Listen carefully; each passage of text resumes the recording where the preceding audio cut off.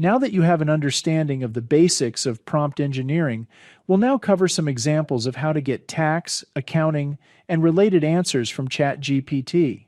We'll start off with a tax question, which is my area of expertise.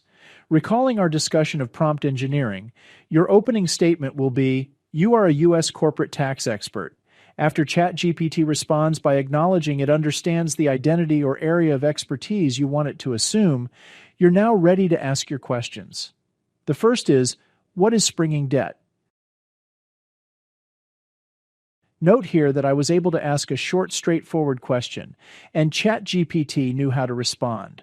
That's because, unlike a traditional Google search, where you can only ask a single question before starting over, you can ask ChatGPT follow-up questions in the same subject area, and it remembers the context of your conversation.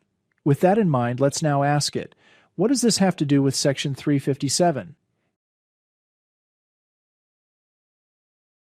Here, notice how I was able to use the term "this" rather than have to write out springing debt. Again, this shows that ChatGPT is following the conversation and responding accordingly.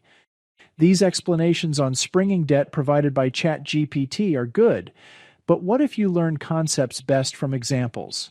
If that's the case, you can type something like this. Give me a numerical example of how the rules work.